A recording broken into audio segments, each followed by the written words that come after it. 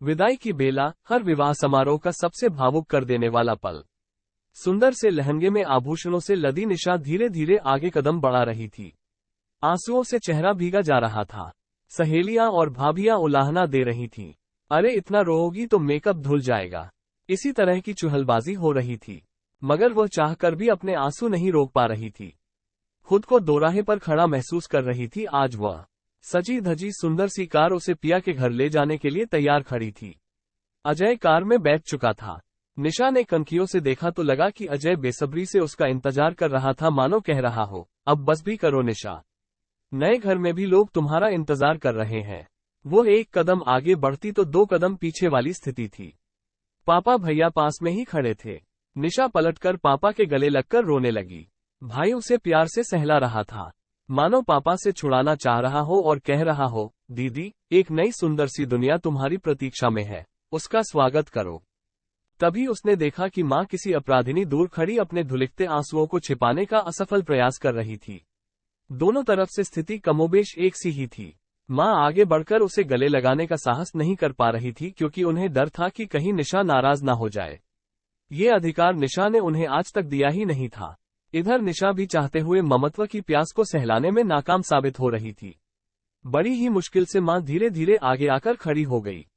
मौसी, बुआ, सभी से निशा प्रेम से गले मिल रही थी। तभी अचानक माँ के दिल में ठहरा दर्द का सैलाब उमड़ पड़ा और उसे जोर की रुलाई आ गई। देखकर निशा से रहा नहीं गया। वो माँ की तरफ बढ़ी। दोनों माँ बेटी इस तरह गले मिली जैसे दोनों को एक दूसरे से कोई शिकवा शिकायत ही ना हो। शब्द साथ नहीं दे रहे थे। बस कुछ देर एक दूसरे से लिपटकर दोनों पूर्ण हो गई थी। अब निशा को जाना ही था, क्योंकि कार काफी देर से स्टॉप होकर खड़ी थी। नए घर में पहुंचकर निशा को बहुत प्यार सम्मान मिला। शुरू के कुछ दिनों में उसे किसी भी काम में हाथ नहीं लगाने दिया। उसकी छोटी प्यारी सी नंद अपनी माँ के हर काम में हाथ बटाती। धीरे धीरे हाथों की मेहंदी का रंग छूटने के साथ साथ नेहा भी घर परिवार की जिम्मेदारियों में शामिल हो गई। जबकि माँ के घर में वो कोई भी काम नहीं करती थी, मगर ससुराल तो ससुराल ही होता है। शुरुआत में कुछ कठिनाई भी आई। कई बार वो रो पड़ती थी कि अपनी समस्या किसे बताए, क्योंकि अपनी माँ को तो उसने पूर्ण रूप से तिरस्कृत किया हुआ था। माँ ने कई बार प्रयास किया था कि निशा घर के थोड़े बहुत काम सीख ले, परंतु धाक के वही 3 पात। जब कुछ छोटी थी तो पापा के लाड प्यार की वजह से, और फिर बड़ी होने पर माँ से एक अनकही रंजिश होने के नाते। यूं निशा को काम करने में कोई परेशानी नहीं थी, परंतु वो माँ से कुछ नहीं सीखना चाहती थी। न जाने क्यों उन्हें अपना दुश्मन समझने लगी थी। वह विवाह को लगभग 20 दिन बीत चुके थे। निशा की सास उसे एक बड़ा सा डिब्बा देते हुए बोली, बेटा, ये बॉक्स तुम्हारी माँ ने तुम्हें सरप्राइज के तौर पर दिया है। तुम ही इसे खोलना और देखना इसमें क्या है।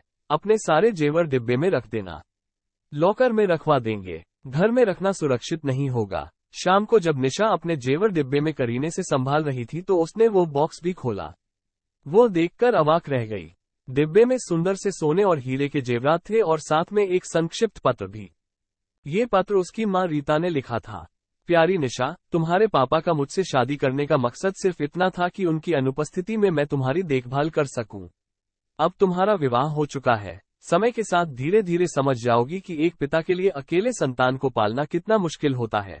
माँ तो सिर्फ माँ होती है। ये सौतेला शब्द तो हमारे समाज ने ही गढ़ा है। पूर्वाग्रह से ग्रसित ये भावना किसी स्त्री को जाने समझे बगैर ही खलनायिका बना देती है। तुम्हारा विदाई के समय मुझसे लिपटना मुझे उम्र भर की खुशी दे गया। मेरा बचपन भी कुछ तुम्हारी ही तरह बीता है। सदा सुखी रहना।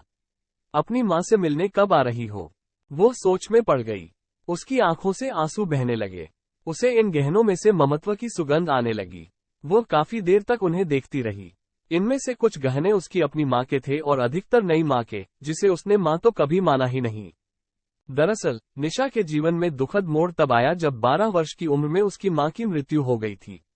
लाड प्यार से पली इकलौती संतान कुदरत के इस अन्याय को सहने की समझ भी नहीं रखती थी।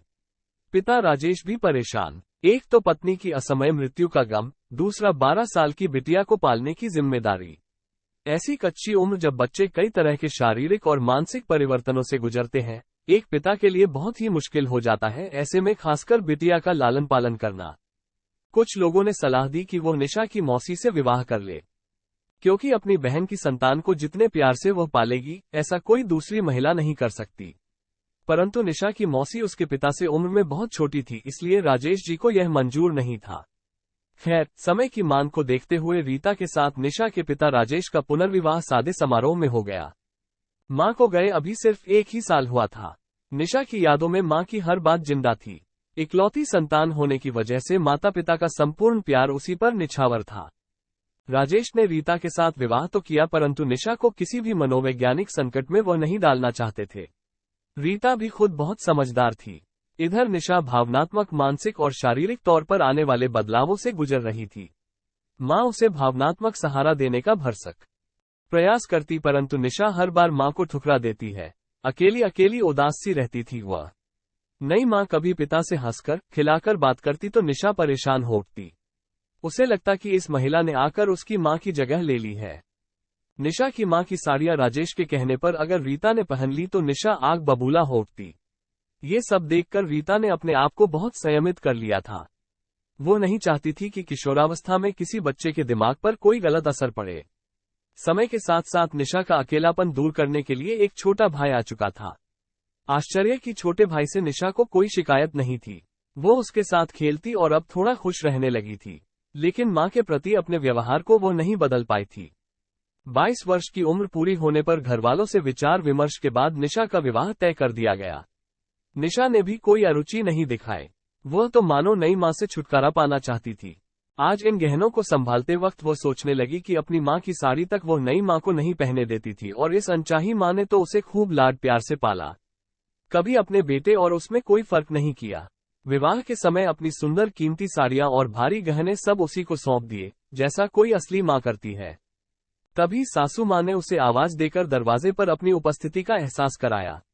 निशा का उदासीन चेहरा देखकर वो बोली, अरे बेटा, क्या बात है? मैंने लॉकर वाली बात कहकर तुम्हारा दिल तो नहीं दुखाया। दरअसल घर में इतना कीमती सामान रखना असुरक्षित है, इसीलिए मैंने ऐसा कह दिया। अरे नहीं मम्मी, ऐसी बात नहीं है, कहकर वो अटक गई। आगे और कहती भी क्या? कैसे कह देती कि जिस मां ने अपना सर्वस्व उसके लालन पालन में लुटा दिया, उससे वो इतनी नफरत करती थी कि पश्चात करने की भी कोई राह ही नहीं सूझ रही है। खैर, सासू मां समझदार थी। सब जानते हुए भी वे अनजान ही बनी रहीं। इधर निशा के अंदर उधेड़बुन चलती रही। शाम को अजय आकर बोला, अगले 2-3 दिन में हम तुम्हारे घर मम्मी पापा से मिलने चल रहे हैं। दरअसल अजय की मां ने ही उसे निशा को मां के घर ले जाने की सलाह दी थी। वह धीरे से बोली, ठीक है, मगर मन ही मन बड़ी शर्मिंदा हो रही थी कि कैसे सामना करूंगी मां का। अगले दिन सुबह मौसी का फोन आया।